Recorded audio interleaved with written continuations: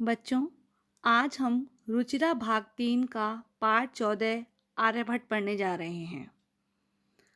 आर्यभट्ट ने गणित को नई दिशा प्रदान की।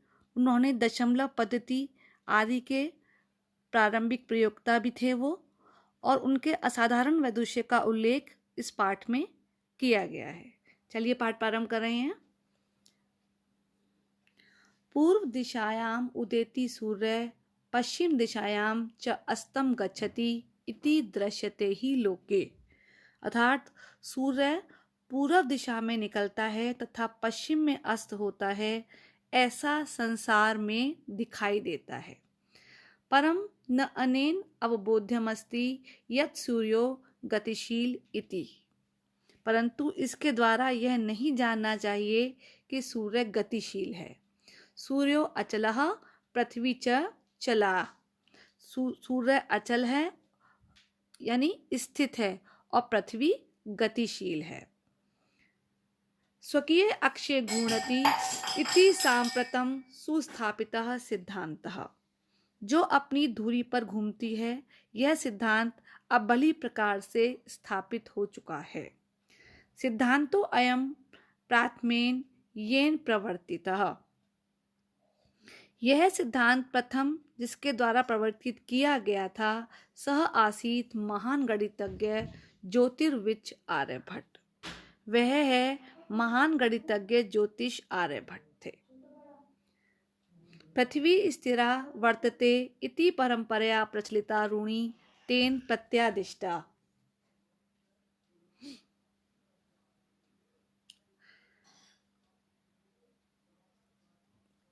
इस परंपरा से प्राप्त रिवाज का खंडन किया गया। पृथ्वी स्थिरा वर्तते परंपराया प्रचलिता रूढ़ि तेन प्रतिष्ठा। इस परंपरा का खंडन किया गया। तेन उदाहरतम यत् गतिशीलाया नौकायाम उपविष्टः मानवम नौकाम स्थिराम अनुभवति। उसने उदाहरण दिया कि चलती नौका पर बैठे हुए व्यक्ति को नौका स्थिर अनुभव होती है।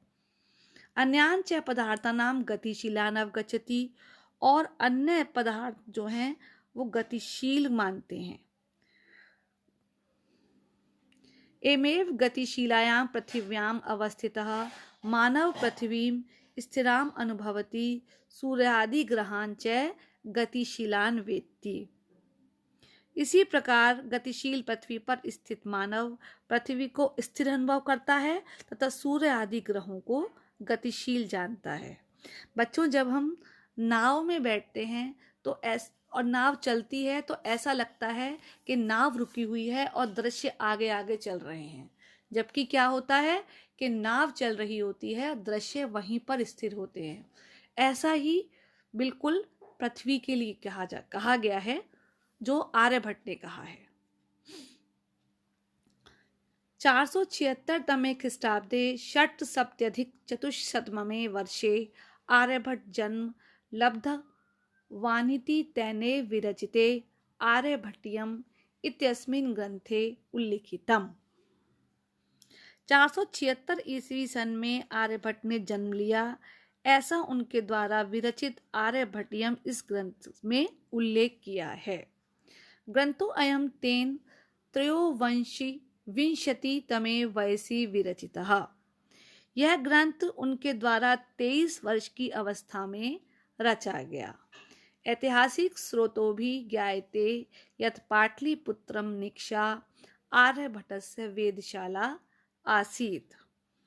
इतिहास के सूत्रों से ज्ञात होता है कि पाटलिपुत्र के पास आर्यभट्ट की वेदशाला थी। अनेन इदम अनुमीयते यत् तस्य कर्मभूमि पाटलिपुत्रमेव आसीत। इससे यह अनुमान लगाया जाता है कि उनकी कर्मभूमि पाटलिपुत्र ही थी। आर्यभट्टस्य योगदानम गणित ज्योतिषा संबद्धम वर्तते यत्र संख्यानाम आकलनम महत्वम आदधाति।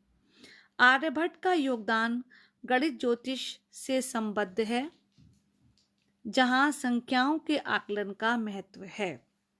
आर्यभट्ट फलित ज्योतिषशास्त्रे न विश्वसिति स्मः।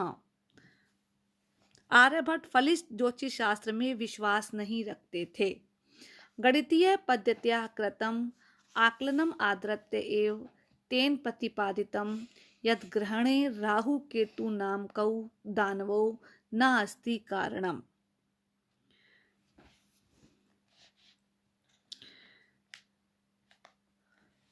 पर किए गए आकलन को आधार बनाकर उसने प्रतिपादित किया था कि ग्रहण में राहु व केतु नामक राक्षस कारण नहीं है। तत्र तो सूर्य चंद्र पृथ्वी इति त्रीणि एव कारणानि। वहां तो सूर्य चंद्र और पृथ्वी ये तीन ही कारण हैं। सूर्य परितः भ्रमंत्या पृथिव्याम, सूर्य के चारों ओर पृथ्वी घूमती हुई चंद्रस्य परिक्रमा पथेन संयोगात ग्रहणम भवति। घूमती हुई पृथ्वी का चंद्रमा के परिक्रमा पथ के साथ संयोग होने से ग्रहण होता है। यदा पृथिव्याम छायापातेन चंद्रस्य प्रकाशावरुध्यते तथा तदा चंद्र ग्रहणम भवति। जब पृथ्वी को छाया पड़ने से चंद्रमा का प्रकाश रुक जाता है, जब पृथ्वी की छाया पड़ने से चंद्रमा का प्रकाश रुक जाता है, तब चंद्र ग्रहण होता है। तथैव पृथ्वी सूर्ययोः मध्ये समागतस्य चंद्रस्य छायापातेन सूर्य ग्रहणम दृश्यते। उसी प्रकार पृथ्वी और सूर्य के मध्य आए हुए चंद्रमा की छाया पड़ने से सूर्य ग्रहण दिखाई देता है। समाजे नूतनानां विचाराणां स्वीकारणे प्राय सामान्य जनाः काठिन्यम अनुभवन्ति।